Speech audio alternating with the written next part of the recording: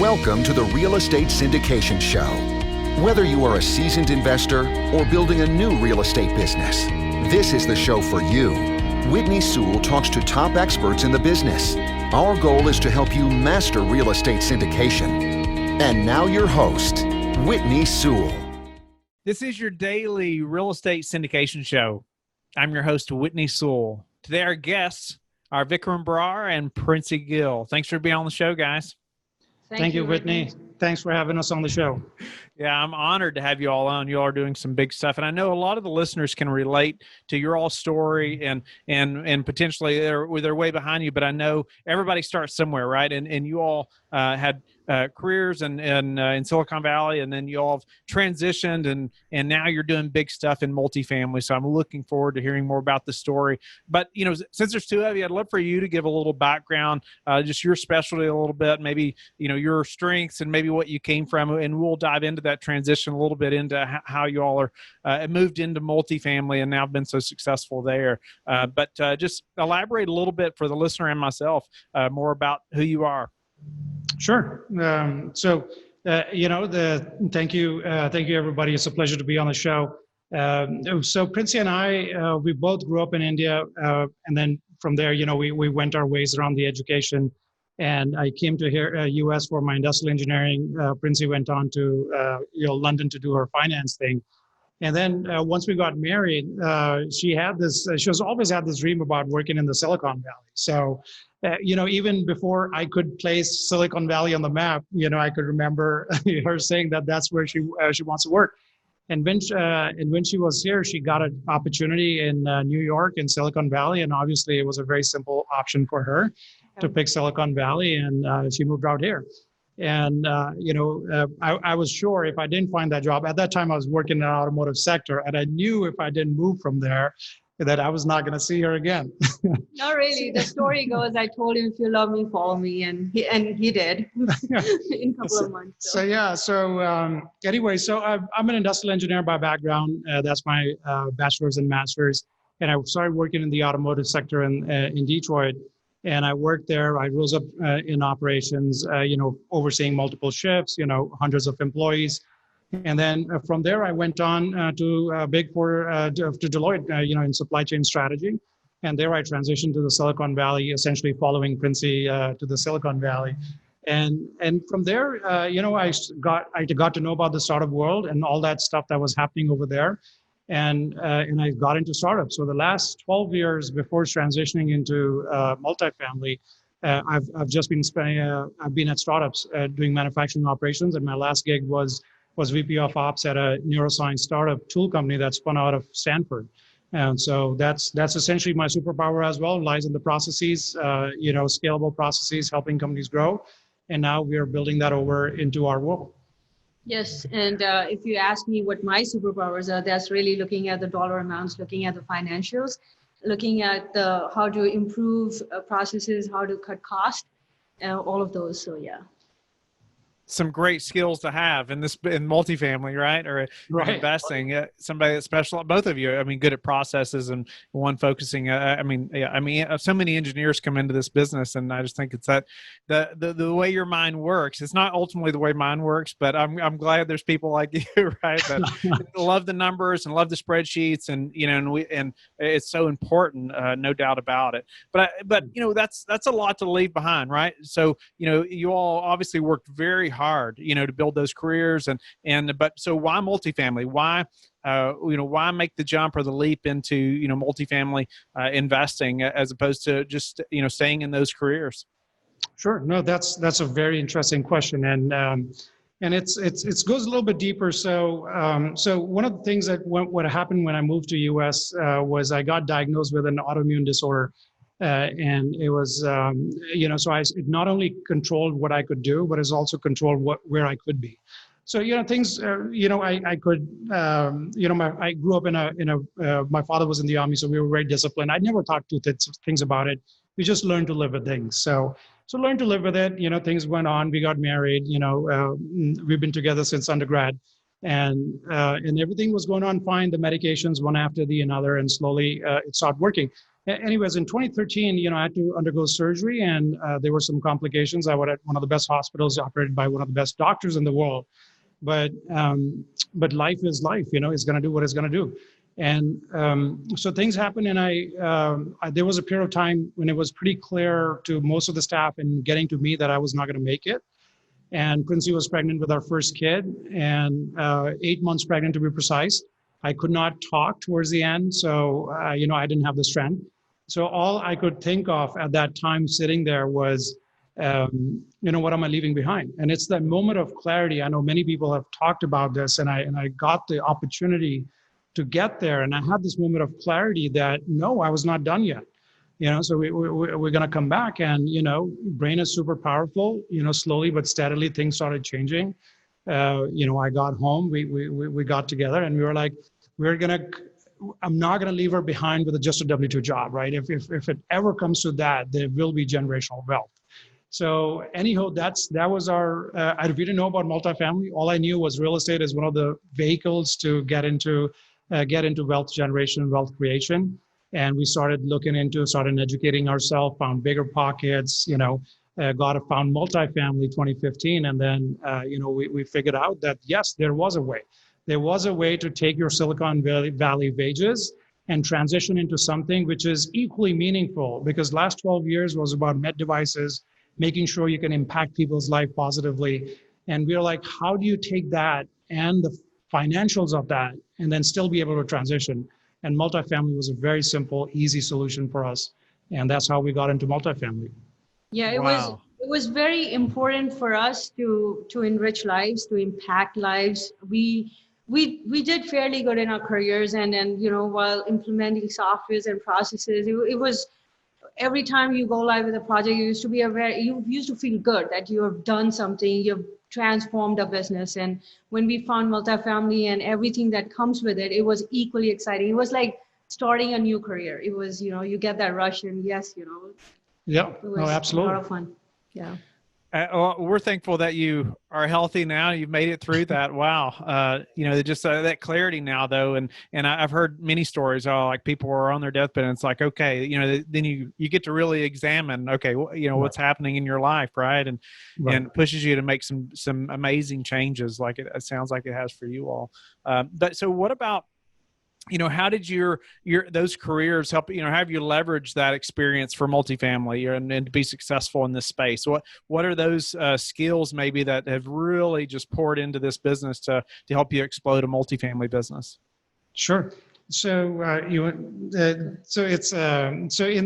think in every job or any job that you do in the corporate world or any world, I think for the most part is equally translational to multifamily. There's always something in multifamily that can give you an edge. So that's the beauty of this business. It's so vast, right? So if you're accounting, if you're financial operations, look at controlling the financials of the properties, right? Through the property management and everything else. For me personally, it has been operations. Operations is my favorite. That's my core strength. And that's what I educated on. So what we ended up doing was we started with this, idea of passive investing. We bought our first multifamily, and we were like, okay, we got to hire a property management firm, and everything will be magical. We'll be sitting at a beach somewhere. Well, that didn't last long, and being in operations, her being in fiscal operations, me being in the regular operations, we realized pretty soon there was a lot of opportunity here. There's a lot of room for growth.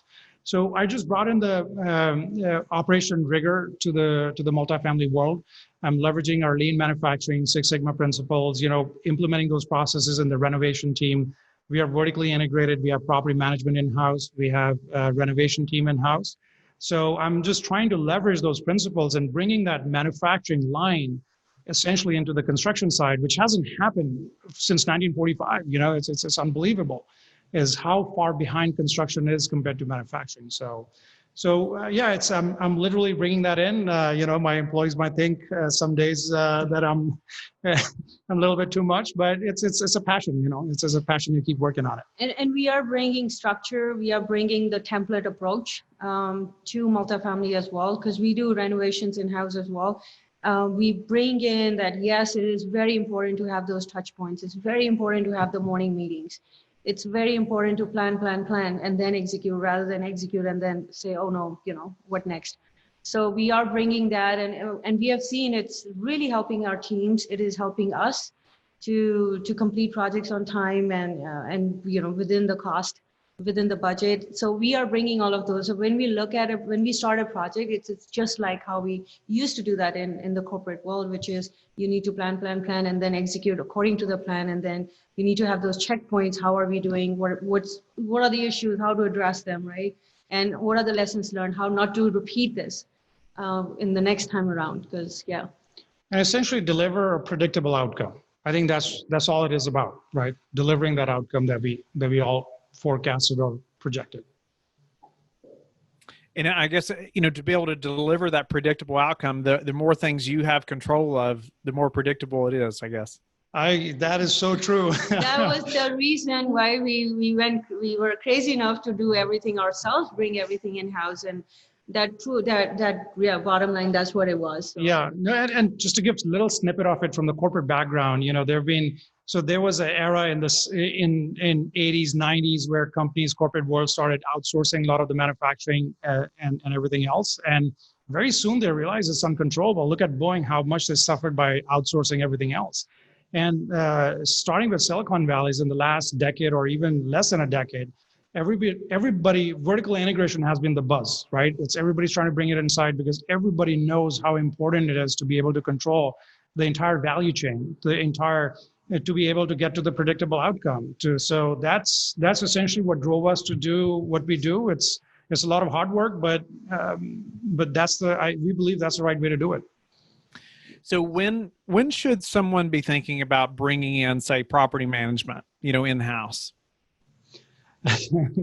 So that's another, there are different takes. So one thing for sure, you need to have a little bit of a risk tolerance to be able to bring the property management in-house. If you are not somebody that is able to handle risk, handle pressure, I would not suggest you to bring property management in-house. That is not something good. Maybe, when we grow to a point where you can bring in those people's resources to help you with that, sure. But early on, if you're not if you're not an operation mindset, if you're not mentally, strong from there, I would not advise it. For us, we brought it in within 3 months of our acquisition of the first property, and it was more because we are just, financial backgrounds. We couldn't see somebody else run our operations. We saw so many inefficiencies. We just had to bring it in-house. So, and there are other external factors that play a role as well. Depends what market you're in. If you're in tier 1 markets, for example, where there are some really awesome property management companies, go ahead, partner with them, right? But make sure you're still communicating, you're still having those daily or weekly meetings so that the vision is aligned, right?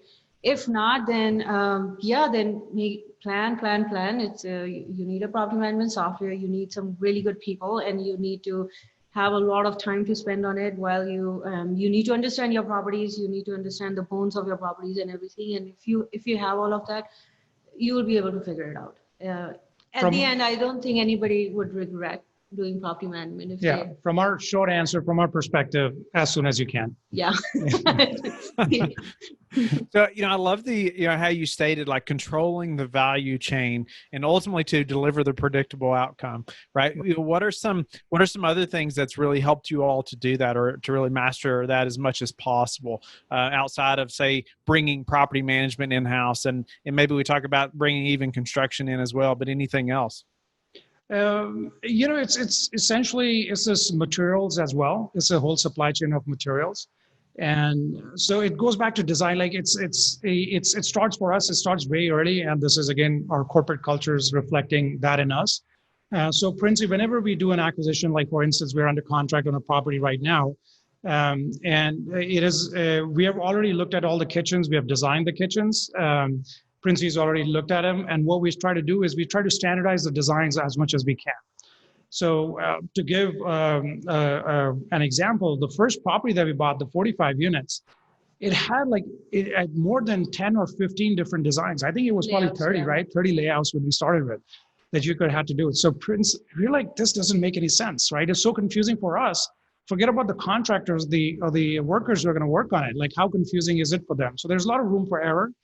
And going back to Lean Six Sigma, get out the waste. And so Princi took the design and she narrowed it down to, I believe 3 layouts. Wow. And we standardized the layouts. We ordered material from the layout. We were like, how? So, give a little bit more background on why capital in our company. So we are impact investors. And what we mean by that is we want to provide really great products to our tenants. And at the same time, we know if you have to provide their great product to the tenants, how do you make investors a lot of money on the back end? And to that is sourcing. For us, the material is one of the biggest costs. You go source the materials. Next is labor. You bring it in-house. So these are the ways we were able to do it. We source directly from manufacturers. We get rid of multiple layers. We install quartz countertops. We install, eco-friendly products. Our flooring is 100% waterproof. Our cabinets are Carb 2 compliance, which is the most strictest compliance for emissions. And then all our paints are, premium low VOC paints.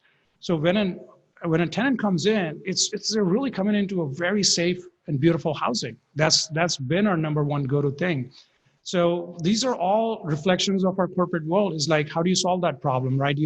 It becomes solving a first order problem. It's like, okay, yeah, I want to put great materials. How do I solve that? Look at sourcing, get rid of layers. We went directly to manufacturers. Even though it was a 45 unit, we brought in containers. We brought in containers for, flooring, for cabinets. And then we and then the first project, it was really all our monies. We didn't even raise any capital from family and friends. We wanted to figure it out at our own cost. And that in a way was a blessing, because it made us take on more risk or be more liberal with how. So the idea came up, what do we want to do? It was enriching lives of our tenants, enriching life of our investors, us, and building this company that has a really solid foundation, and let's figure it out, right? We knew we were going to make mistakes, and we did. But right from the start with the 45 units, we knew exactly what we wanted. And since then, that has really become our template approach. So that was our learning grounds, as you may say it. And since then, it has really helped us. Now we just take that playbook and then apply that to every acquisition that we do.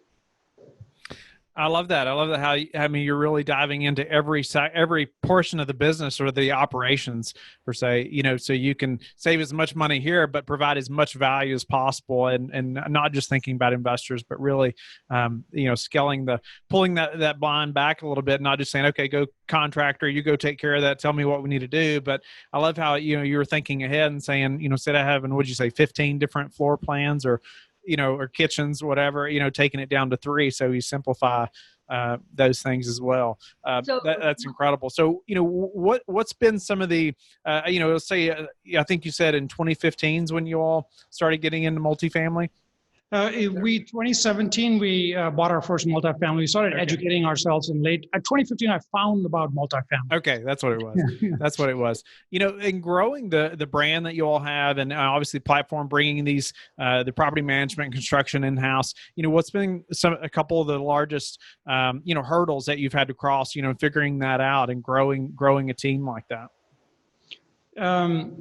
So it's a very interesting question. So the biggest hurdles, you would say, is trying to do things differently. Everybody is very set in the ways, and it's maybe it's my startup mentality, maybe it's the industrial engineer in me, or maybe it's just our growing up and coming all the way across to a different world. We were always flexible. We were always very adaptable to change, and from the Silicon Valley, we learned you got to disrupt things, right? You got to change the status quo. You got if you want to achieve a different result, you got to try different things, and maybe you're successful.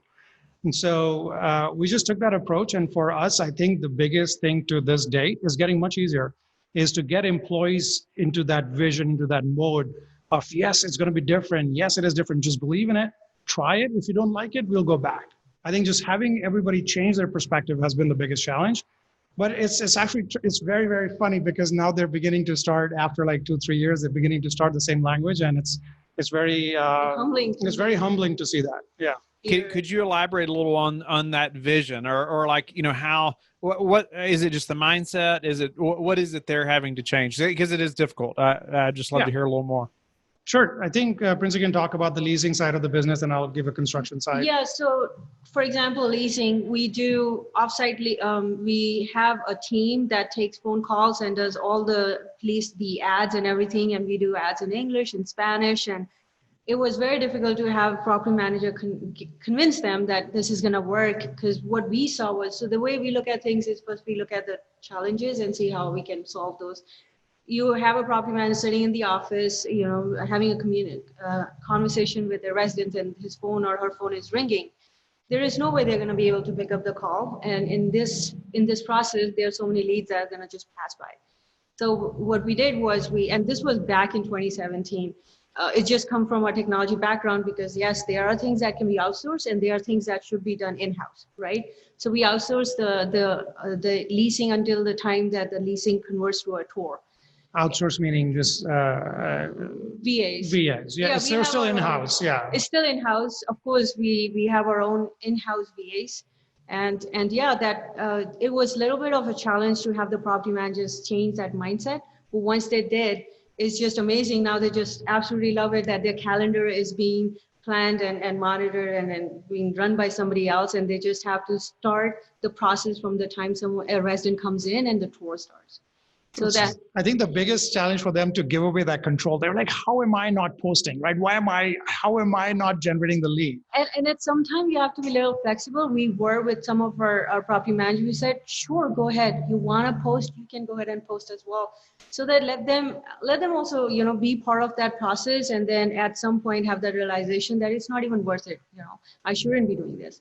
Because there's a team sitting that's just doing this day in, day out, like by the hour, right? They're posting, they're answering phone calls, screening everything, and making sure the qualified leads are turned into calendar invites, and they're scheduling them on property managers' calendars. So we're trying to make their life easier. So I think on the property management side, this has by far been our biggest, struggle, or not so much right now, but yeah, it's the biggest change that we had to train people on. And on construction side as well, what we noticed was a lot of people, what they're looking for is appreciation, someone to, hear them out, for example, to be part of a team, to know why we are doing what we are doing. So Vikram does this great job every morning when he has a morning meeting with the construction team. He always talk about our vision, where we are going next, so that everybody is aligned, right? Everybody understands why we are doing. It's not just turning another apartment, for example, right? It's more than that. Yeah. So for me, it's been I've built out teams instead of threes. So a group of 3 people, they go attack each unit and tackle it down. So the 3 is and I'm training them across all different trades that we do within the renovation, meaning the flooring, the painting. So for them, that was like, no, I do drywall, right? I only do flooring. I'm like, no, you're gonna do everything, because it's a standard material. It's designed for us. It is exact same quality, it's exact same design. Whether it was 2 years ago or not, it's the exact same thing. So you can learn it. Don't worry. The learning has to be once, and then it's just repetition of that fact. So that is something that has been a challenge for them to say, okay, and this is nothing, I didn't come up with it. This is very standard in manufacturing.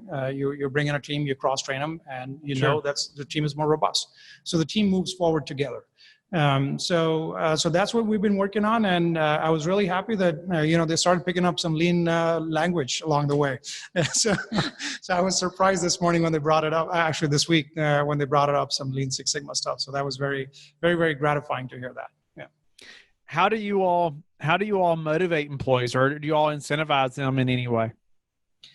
So on the construction side of the business and everything else. We also work, and here I want to give a plug into Coach Trevor, right? We work with Trevor McGregor. He's been really instrumental in bringing out a lot of the stuff because here is something which is corporate not really great at, is the motivation factor. There's a lot of red tape around it. Yes, they do a lot of stuff, they do a lot of things, but it's never, at least to me, it has never been natural. It's been very yearly planned, or whatever they're doing, this exercise or team, whatever. It was very, very planned. It didn't seem like, yeah, they were doing it for us, but it didn't seem like it was coming natural. So, Coach really helped us convert that into some gamification is what he calls it, so stuff. So we do Friday shout outs. So Friday shout outs is all the team is together and we'll ask them, what is the shout out? Who's like, if you want to give shout out for somebody this week, and, they will, so initially nobody would say anything. So I started giving shout outs to people as, I would observe them, training somebody, trying to help somebody, or doing some exceptional work. One guy cleaned an apartment that was so bad you couldn't get into it, but this guy single-handedly trashed it out, got everything cleaned up.